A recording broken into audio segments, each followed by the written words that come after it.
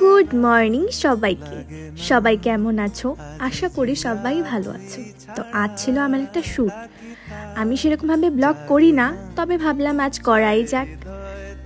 আমার যাওয়ার কথা ছিল সকাল 9টায়, কিন্তু আমার বাড়ি থেকে বেরোতে বেরোতেই বেজে গিয়েছিল প্রায় 9:30। তো আমার মাথায় প্রচণ্ড পরিমাণে চাপ ছিল। এটাই ভাবছিলাম কি জানি আমার জন্য তার আবার দেরি না হয়ে যায়। তো দেখতে দেখতে আমি পৌঁছেও গিয়েছিলাম। আমার আজকে যাওয়ার কথা ছিল বঙ্গভূমিতে।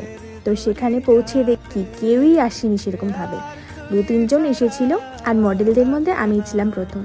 তো যাক, মাথার চাপটা একটু কমলো যে না, মোটামুটি ভালো সময়েই পৌঁছেছি। আর এই ছিল আমার মেকআপ আর্টিস্ট। আর কি বলতো, ও শুধু মেকআপ আর্টিস্ট নয় আজকের জন্য, ও আমার ছোটোবেলার বান্ধবী। স্কুলে আমরা একসাথে পড়তাম। তো অনেক দিন থেকে ওর সাথে আমার কথা হয়ে ওঠেনি, ওর বিয়ে হয়ে যাওয়ার পর থেকে। তো এখানে আরেকজন এসে পড়েছিল, তো আমরা দুজন বসেছিলাম। আর এখানে কয়েকজন এসে পড়েছিল, তারাও তাদের কাজ শুরু করে দিয়েছিল টুকটাক। আর দেখতে দেখতেই আমাকেও এই যে শাড়ি পরিয়ে রেডি করে ফেললো। তো তারপরে অনেকেই চলে এসেছিল, তারাও তাদের মডেলদের রেডি করতে শুরু করে দিয়েছিল আস্তে ধীরে। তারপর এই যে চলছে আমার চুল নিয়ে এখন যুদ্ধ। আর যুদ্ধ শেষ করেই শুরু হয়ে গেল আমার সিঁদুর দান।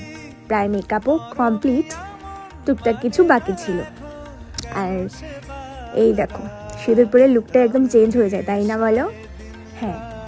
আর এই যে পিতিদিও চলে পড়েছিল, আর পিতিদি তাদের প্রিয় স্টুডেন্টদের কিছু গিফট দিচ্ছিল।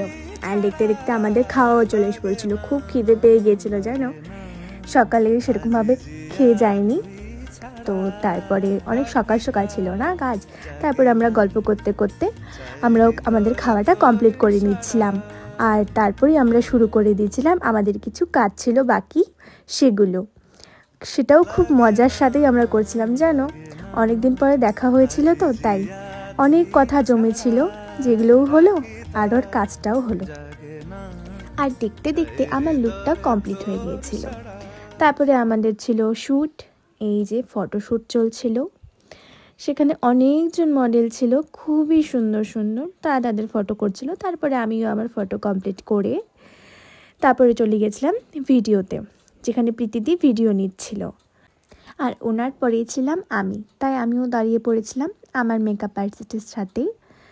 তারপরে যাব আমি। আমারটা কমপ্লিট হয়ে যাওয়ার পরেই আমরা বসে পড়েছিলাম লাইভের জন্য।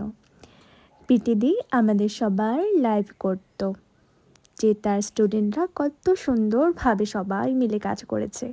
সত্যি কি বলতো, ওরা যে এত নতুন প্রথম কাজ শিখেছে দেখে যেন মনেই হয়নি। কি সুন্দর সবাই একা হাতে নিজেদের কাজগুলোকে কমপ্লিট করেছে।